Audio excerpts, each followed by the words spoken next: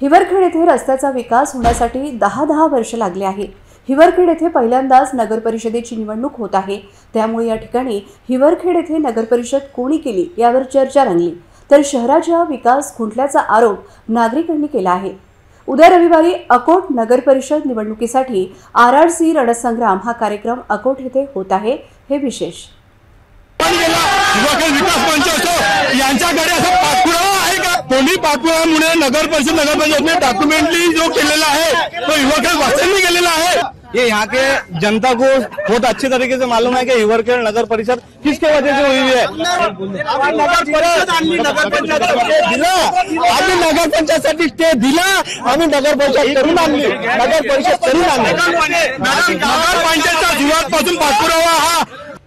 हिवरखेड येथे अनेक समस्या झाल्या आहेत। आरोग्य सेवा सुविधांचा अभाव, स्वच्छतागृहांचा अभाव, हिवरखेड येथून तेल्हारा रुग्णांना धावाधाव करावा लागतो। विकास झाला पाहिजे, शहराचा विकास झाला नाही, त्यामुळे शहराच्या विकासाचे स्वप्न हिवरखेडवासी पाहत आहे। त्यात हिवरखेड नगर परिषद कोणी केली यावर राजकीय पक्षांमध्ये चांगलाच वाद रंगला। हिवरखेड कसे असावे या विषयावर चर्चा न करता हिवरखेड नगर परिषद कोणी केली हे श्रेयाचे राजकारण येथे रंगले। पण स्थानिक हिवरखेड वासियांनी या ठिकाणी आरोग्य, शिक्षण आणि मूलभूत सोयी सुविधांवर भर देण्याची मागणी केली। हिवरखेडचा विकास करण्यासाठी सर्वांनी सहकार्य करण्याची गरज व्यक्त केली गेली। विकास कामांच्या मुद्द्यावर वाद होण्याची गरज असताना ते मात्र हिवरखेड येथे झाले नाही। RRCने रणसंग्राम कार्यक्रमातून हिवरखेडची दखल घेतल्याबद्दल स्थानिकांनी आभार मानले। काय म्हणणं आहे सर याच्यावर आपलं? सर्वप्रथम तर मी RRCचं हिवरखेड वासियांच्या वतीने खूप मनपूर्वक स्वागत करतो की आपण हा कार्यक्रम घेतला।